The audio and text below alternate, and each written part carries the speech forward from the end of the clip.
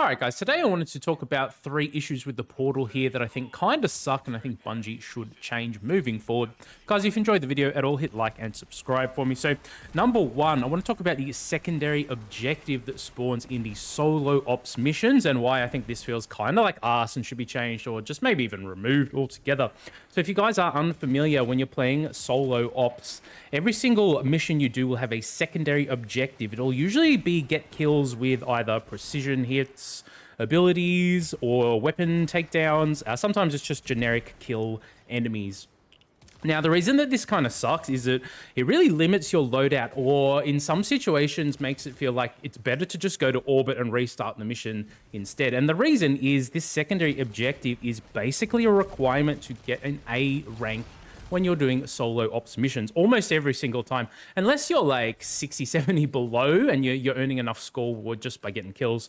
But for most people, I would say this is going to be a 100% requirement to get an A rank when you're grinding. So why is this such a pain in the butt?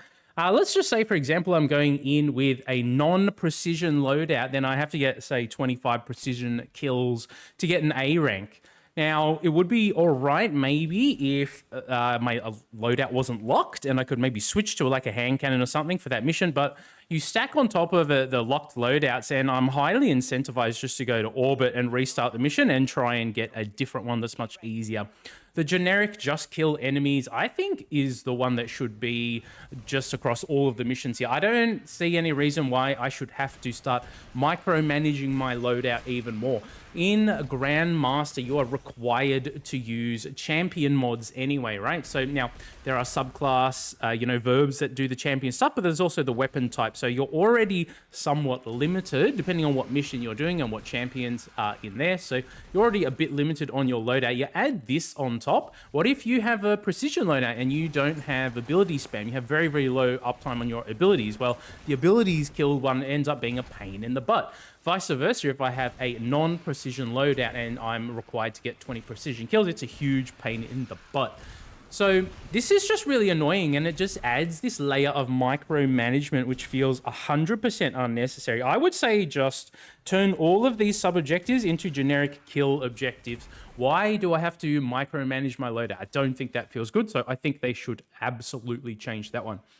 Okay, and second here, I want to talk about the Fire Team Ops. So Fire Team Ops, I think, is in a pretty bad spot. You only get 1 completion reward for the Fire Team Ops. It's the same as the solo ops, but these missions take anywhere from 2 to 3 times as long, especially if you're doing them on higher difficulty levels with match-made people. So there are a few different things happening in the Fire Team Ops playlist. There are 3 missions that rotate daily that do include matchmaking. The rest of them don't include matchmaking, except there is a Fire Team Ops playlist. So if you go into the master version of this playlist at the moment, it does give you the possibility of getting an A rank, which is nice.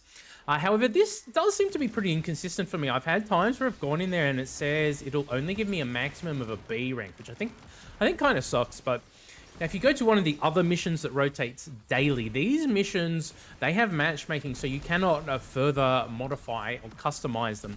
Now, these missions will only give you a maximum rank of B, which I think is really, really bad. Why have Fire Team matchmaking if you're not going to give players the option to actually earn an A rank? Having maximum of B, I think, it just feels kind of weird. Like, why would we do these? The only reason I run those is for the bonus drops if it happens to land on one of them, and there's like 2 bonus drops or 3 bonus drops. Otherwise, I tend to just completely ignore those.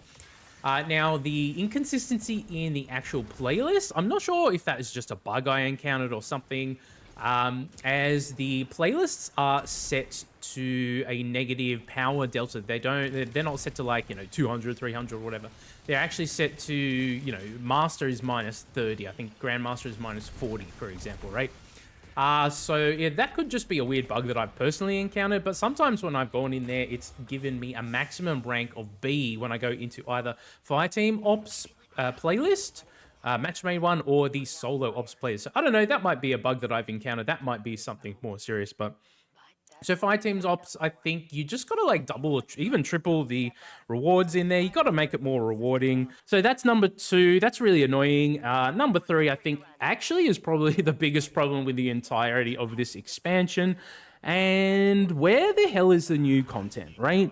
So we are incentivized to grind the portal to power level, but the portal has basically no new content. I don't include solo ops that are on old destinations as new content. These are basically just remixed lost sectors.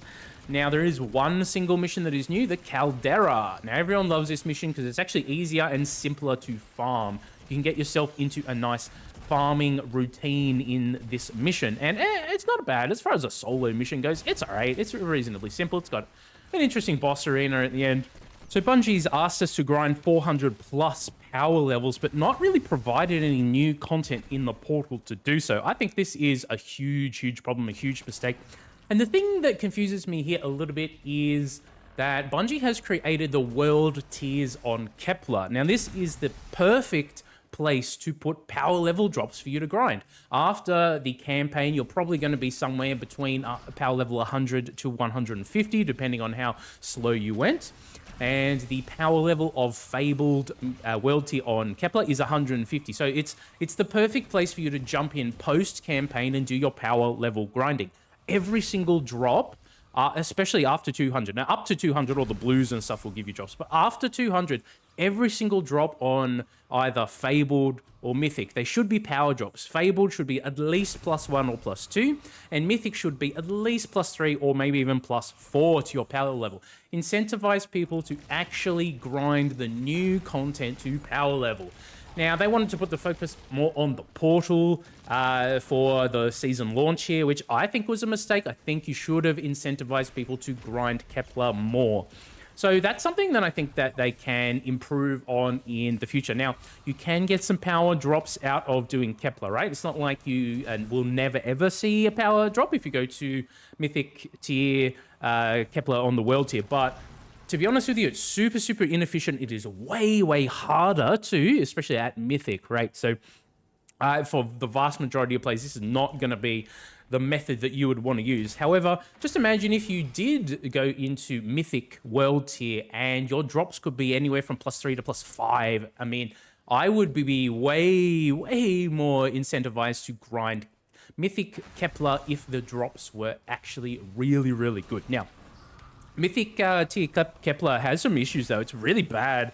It's badly tuned for solo players. It's really unwelcoming for, I would suggest, the majority of Destiny players who enjoy solo. Now, of course, there are your 1%ers who are amazing at the game, and doesn't matter. -50 on the power level is nothing to them. But for the large majority of players, I think Mythic Kepler is unfun on the Mythic difficulty. Now, they did say they were going to make some changes, so perhaps in the Ashen Iron update, they will make some good changes here. So, guys, if you enjoyed the video, hit like and subscribe for me. Let me know with a comment down below if you agree, if you disagree. What do you think about the 3 points I made here today? If you enjoyed the video, as I said, smash like and subscribe for me. I'll catch you guys in the next one. Hope you all have a fantastic, amazing day. Wherever you are, take it easy.